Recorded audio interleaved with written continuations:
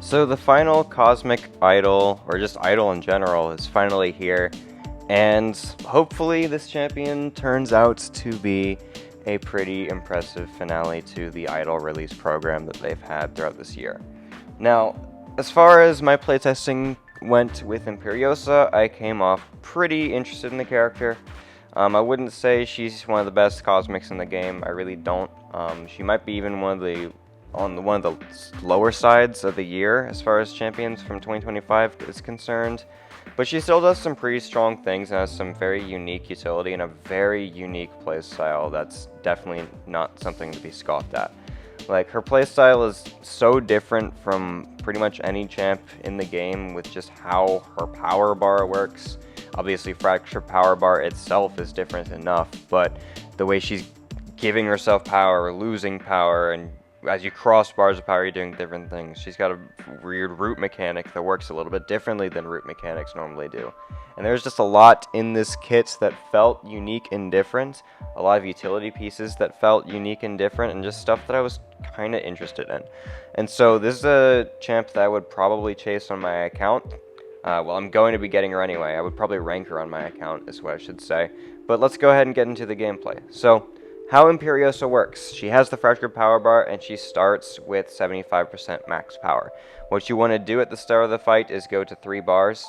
As you can see, her power bar is constantly going down, and you want to stay aggressive to eventually get to 3 bars, and while that power is draining a little bit. It doesn't drain during the opponent's special attacks, so you don't need to worry about that.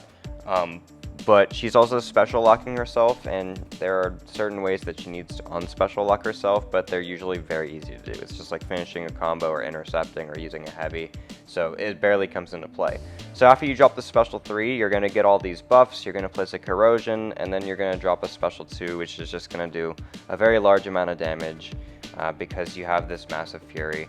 And then if you have any power left over, drop the special 1, just waste some time, let that corrosion tick a little bit more, and then your opponent's dead. So that was the basic rotation. Let's pause for a minute and go ahead and recap how it works. You go to 3 bars, you're going to drop a special 3, then you're going to race up to your special 2. Most tech BG's defenders aren't going to live that much longer than that. And yeah, so you get a bunch of buffs, you place the corrosion, which is going to do a little bit of extra damage over time, and as far as like the HUD is concerned, there's not that much going on. You're just placing that corrosion, getting buffs for yourself. Your power is going a little bit up and a little bit down, and you have to make sure you're not special locked, which is really easy to do. So we saw one of those buffs was a Pierce, which is very good against Phantom Man because it prevents him from getting armor up effects. And of course it's very good against Peni because it's going to make us be able to break through her sync shield very fast. So I'm going to go ahead and go to 3 bars here, and then after that we're going to get a Fury and a Pierce, which are both very good ways of removing Penny's shield. So immediately just get out of the special 3, hit her once, get her to block. We just have to get her to dash back, which I do right here. And then 2 hits, boom, her shield's gone. So Imperiosa is immune to power drain. She's not immune to power burn, so you do need to be careful of the amount of damage you could take against Peni if you do hit into the power burn or the auto block. So definitely make sure that you do remove the sync shield still and don't just neglect it. But you can just nuke Peni just like that in 37 seconds because Imperiosa does a lot of damage.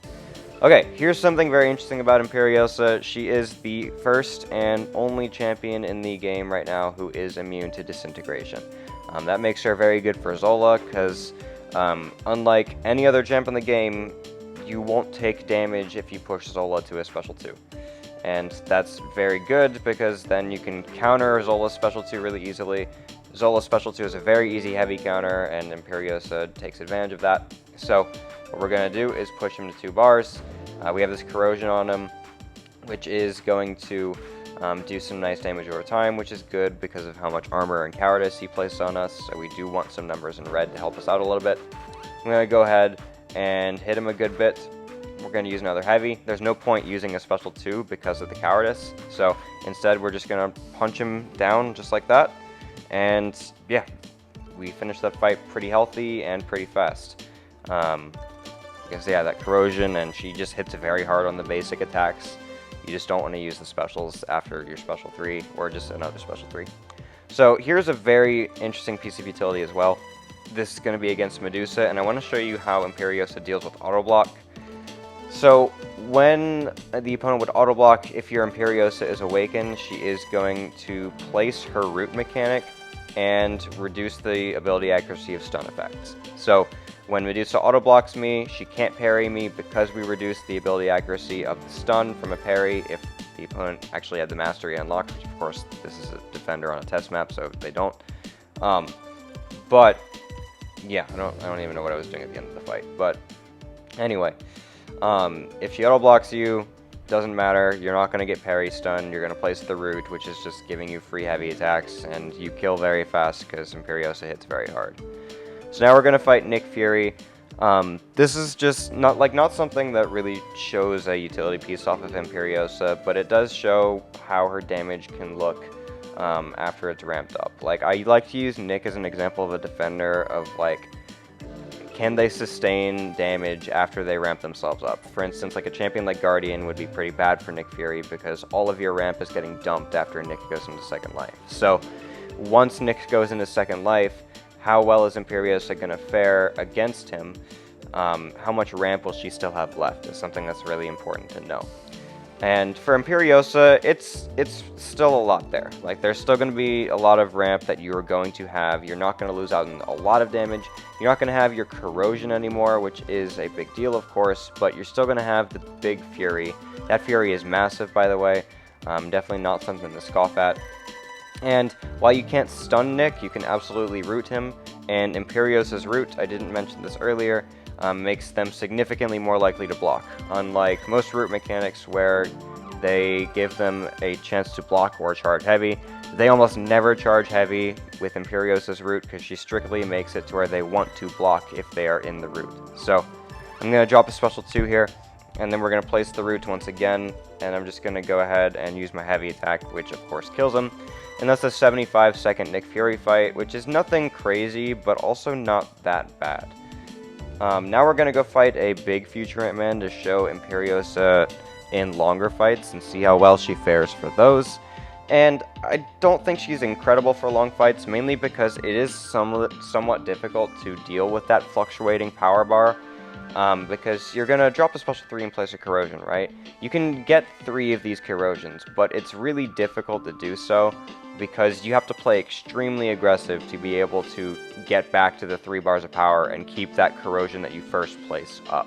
So what I'm saying is, like, once you get to 3 bars of power the second time, your first corrosion might already be gone. So it's kind of weird. Like, it doesn't make sense how short her corrosion is, in my opinion, if you have the opportunity to refresh 3 of them, because the special one refreshes 3 damage over time debuffs, but getting to 3 feels almost impossible to me. So I don't know about that, but we're going to go ahead and get to 3 bars of power, and then we're going to get our second corrosion. So I guess after a little bit of ramp, like, yeah, it makes sense, you probably could, and the fracture bar, power bar absolutely helps with that. Because then you can drop a special 1 with like 2.5 bars of power, so you're close to a special 3. But you're still getting power drained constantly, so I don't know. It's a little bit weird, but it's not impossible by any means. So yeah, we have 2 corrosions here, and I'm probably going to drop a special 1 in a moment to refresh them. And now they're doing 5k per tick, which is not that bad at all. So here Fant drops a special 2. I'm going to go ahead and counter it, and again, with the Pierce effect, he's not going to get any armor up, so it just lets us play extremely aggressive. We're Power Drain immune, we're Disintegration immune, like, she probably is, like, the hardest counter to Future Ant-Man we have. Which is weird, because Fant's not really a meta defender anymore. He's obviously one of the stronger tech defenders, but not one of the strongest defenders in the game. So it's kind of weird, but at least she does very, very good for Zola, and quite frankly, there's not that many other tech defenders in the game right now. One that isn't on the test map that I do want to make sure to talk about right now is Solvark. I do think she's going to be very good for Solvark. Only time will tell, but I can't test against the Solvark because he's not on the test map. I could do it with a practice fight, but I don't have the ranks to make it make sense. But I think it would be a pretty decent matchup. But overall, like, how do I think Imperiosa is going to affect MCoC? One thing we didn't talk about yet was her defensive potential.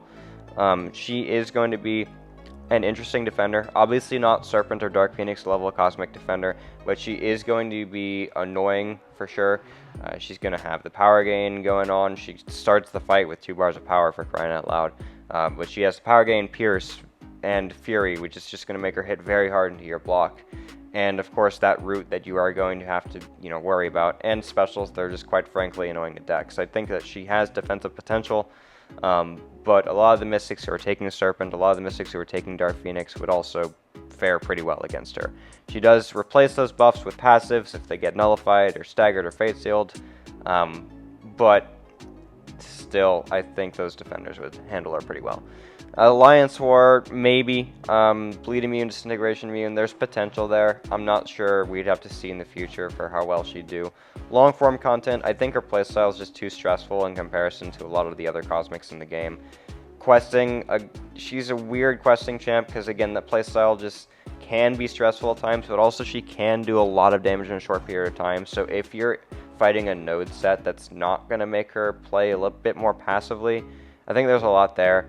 And overall, I think this champion is really good at countering the tech class. It's just, the tech class doesn't have enough threats right now for that to matter. Especially with Hulkling coming out as a 7-star, they need to release more tech champs the Hulkling's going to be worse for, and Imperiosa is going to be better for. And just a lot of other top-tier Cosmics in general, in my opinion, need to be a bit weaker in comparison to a lot of the new tech defenders so Imperiosa can shine. But I do think there's a lot there. I think this character is good, but she's not one of the best champs released this year. So anyway, thanks so much for watching this video, and I'll see you in the next one.